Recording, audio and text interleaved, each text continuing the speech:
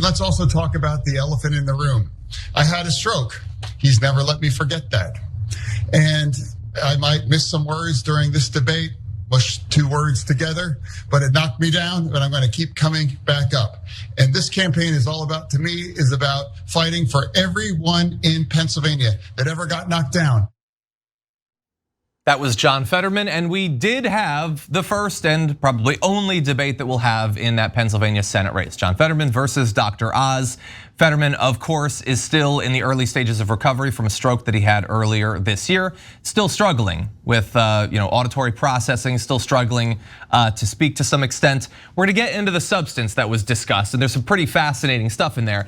But I know you were watching live as it was happening. A lot of people are saying that this in the end was a mistake, that Fetterman shouldn't have done the debate at all. I personally hate when a race doesn't have any debates. This is a slightly different circumstance than usual, but still, it is, I guess it's brave, it's transparent to do the debate knowing that you're experiencing such troubles. There's so many ways to come at it, but when I watched it, I could only watch it for like 30 seconds at a time and then I had to turn it off. And I also had that instinct right off the bat to say they shouldn't have done this. Usually there's millions of reasons why they shouldn't have done the debate with Fetterman, not the least of which is his stroke and recovery process from it. If you're in the lead going into the debate, usually you lose a little of that lead anyway. Debates typically tighten them. That's why people in the lead try as hard as possible to have as few debates as possible. That's just one of the rules of politics. But he wanted to show that he wasn't afraid. And the disparity between their ability to perform on camera between Fetterman and Oz, it was bigger than normal because Oz has tons of advantages because the guy's a TV host anyway. Yeah. And I would say that, Herschel Walker, for example, has no excuse not to put a sentence together. And I think that having a debate set up the way it is, I think they probably should have changed the format because of that. They wouldn't ask Tammy Duckworth to run the hurdles, and they shouldn't ask John Fetterman to do a debate where he has to process information and speak back in that quick a turnaround. Yeah. And they did it. That's like asking to find out, who's the best at painting a house by having like a relay race. It's just not what it's gonna take when you're in the Senate. Even the filibuster, which is like the talking thing of the Senate, doesn't have talking anymore. So I don't think that it was necessary to have a debate, the least of which I don't think it had to happen in that format, especially because just the optics of it. I mean, I could talk about debate history, but the optics of having that reverse angle where you see the hosts of the debate with the teleprompter over their shoulders. Every turn was a reminder, not that one person's ideas were better than the others, but a reminder that John Fetterman had a stroke and Oz didn't. And I think that is the most powerful point you can make about it. And I think people need to go out and make that point over and over and over again. And it's other thing that Dr. Oz never had to overcome an obstacle in his damn life. He hasn't. He get his job. I mean, the guy's what, a heart surgeon and he's a TV star. The only obstacle he ever had to overcome is relaxing his throat so he could swallow his dignity long enough to huck snake oil and kill dogs to find remedies. I don't know. I mean, I think there's a natural human distaste to murdering dogs. That could be seen as an obstacle and he got past it. So let's give him at least credit for that. Yeah, look, having a debate where the format is give me literally 1 minute answers to things feels designed to hurt the guy who's gonna have a little bit of trouble expressing himself vocally. That seems weird, but remember, the debate rules were not up to just John Fetterman. The Oz team was involved too. The Oz team stopped the Fetterman team from having journalists in the room that would be able to see exactly how that whole system works. And that was designed, stopping that from happening was designed to make it so that Tucker Carlson could go live tonight and say that John Fetterman is a post-humanist cyborg creature or something.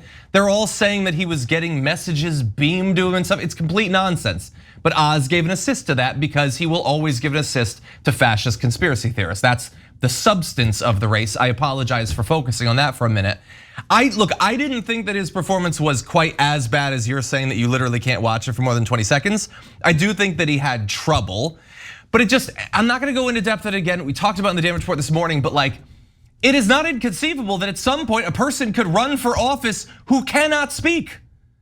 What's gonna happen when that happens? We, as an advanced society, surrounded by technology and stuff, can't figure out any other way to have a discussion about people's positions. We have to formulate it in the exact same way, focused only on speech and quick turnarounds. Hear this, talk immediately, as if that's how politics works day to day. Right, I think the other formats they could, if I'm Fetterman, I'm proposing, why don't we have it at a barbecue? I don't wanna wear a suit, I wanna wear a hoodie and shorts in the fall in Pennsylvania, because I'm in Pennsylvania. We could have veggie, we could have crudité, we could have anything, and start the negotiations there. Because that's another thing that Fetterman doesn't fit. He does not fit he doesn't fit the mold of your typical politician. Yeah, he's a mayor of Braddock and he was, he's the lieutenant governor, fine. But this is a guy who you see him give official addresses in a hoodie, because when he puts on a suit, it looks like a guy who always wears a hoodie wearing a suit. And you put Dr. Oz in a suit and he'll say, oh my God, I don't want to show off because I'm only gonna wear my $3,000 suit as opposed to my $15,000 suit. Yeah. And I'm gonna run, it's all a fake snake oil sales job when it's Dr. Oz. Yeah. And I just think that I was in Pennsylvania recently. I was in Pittsburgh and I was in an Uber. And there was a guy who drove the Uber and the dude was spouting conspiracy theories, saying that JFK was the only Democrat he would vote for, not because of any policy. Only policy he mentioned was JFK was a Catholic and he would never put up with abortion. Sure.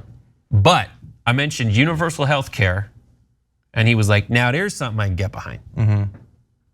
And if you focus on the policy that he's putting forward, and you keep it populist, and you talk about the working men and women of Pennsylvania, then Fetterman has been doing that, and he should win. Yeah.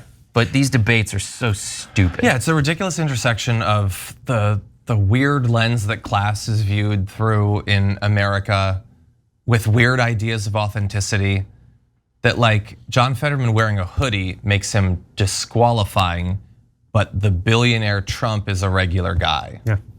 I don't understand how that's supposed to work. But anyway, I wanna make sure that we get to at least one of the main policy issues they talked about. Let's jump directly into Dr. Oz talking about abortion. You say that you're pro-life, but you do support abortion exceptions in the cases of rape, incest, and to protect the life of the mother. Aside from those 3 exceptions, should abortion be banned in America? 60 seconds. There should not be involvement from the federal government in how states decide their abortion decisions. As a physician, I've been in the room when there's some difficult conversations happening. I don't want the federal government involved with that at all. I want women, doctors, local political leaders, letting the democracy that's always allowed our nation to thrive, to put the best ideas forward so states can decide for themselves. Okay, so if you want local politicians being able to determine what happens to you and your body and the bodies of people around you, then Dr. Oz is probably your guy. But bear in mind, he's also a massive liar, because he said multiple times there that he doesn't want the federal government involved in these sorts of topics. And yet when pressed on whether as a senator he would vote for Lindsey Graham's 15-week federal limitation on abortion, 3 times he was asked, 3 times he refused to answer. So to be clear, he doesn't want the federal government getting involved to guarantee your rights, but to whatever extent the federal government wants to limit them, he will be a yes vote for that. Yeah, I think the way that he answered the question about Lindsey Graham was pretty straightforward. I mean, he kept explaining it over and over again, and it sounded like he said he would vote against it. But I don't believe him. Even if you think he answered it straightforward, he's answered a lot of things straightforward. Even in what he wanted to sound like a straightforward answer, he's saying, I don't want one kind of political figure in the room with you and your doctor, I want another. And I want the one that agrees with me, period.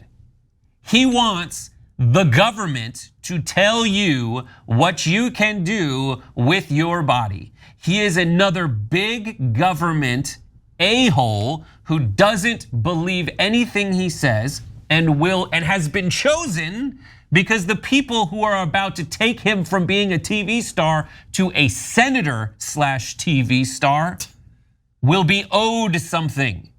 Yeah. And if you live in Pennsylvania and you care at all about rights, the Constitution, humanity, then you've got to vote against Dr. Oz. Yeah. Really fast. We can't.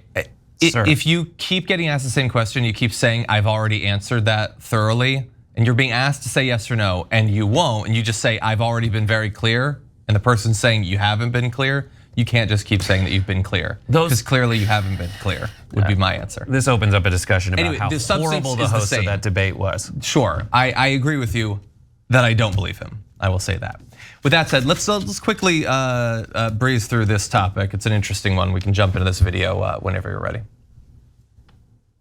I do want to clarify something. You're saying tonight that you support fracking, that you've always supported fracking, but there is that 2018 interview that you said, quote, I don't support fracking at all. So how do you square the two? I do support fracking, and I support fracking, and I stand and I do support fracking. So that is one of the policy-based responses from John Fetterman that's getting the most attention. In the past, he has said that he's against it. He's never been incredibly clear. Bear in mind that earlier this year, a lot of progressives had an issue with his past on this very topic.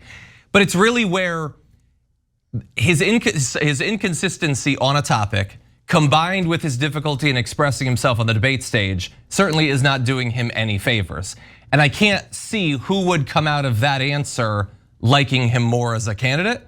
Like if you're opposed to fracking, you're not gonna like that. And if you want to choose a candidate based on fracking, you're probably just gonna end up going along with Dr. Oz anyway, who's gonna let fossil fuel companies do whatever they want. So that seemed to me to be, aside from the overall issue that he might have communicating, that seemed to me to be the biggest misstep policy-wise. This is one of those moments where you look at it and say, all right, I'm gonna check with the clarification later because it sounded like his ability to speak was what got in the way. It seemed like every time he tried to go back and edit himself, he just moved on in the sentence and felt like he had already said it, but he was further along and that's just how it presented itself. And I would say that, listen, Pennsylvania and energy production have a specific relationship. He's running to be a senator representing Pennsylvania. There are many benefits geopolitically to increasing your output of natural gas, even though it is horrible for the environment and the cleanliness of water in the region. Not only, and it also makes seismic issues happen in places that don't have faults. So that's one thing, so I would wait for that. But when it comes to that and the $15 an hour minimum wage, there is nothing that Dr. Oz is going to do to help actual people in any actual way. With the abortion, with the $15 an hour minimum wage, and with the fracking policy, all he is going to do, Dr. Oz will only benefit corporations. He wants freedom for corporations and he wants chains for people. And that's the only thing you need to remember every time you think about Dr. Oz, unless you remember him saying crudité instead of like broccoli and stuff. I could go for a nice tray of broccoli and stuff.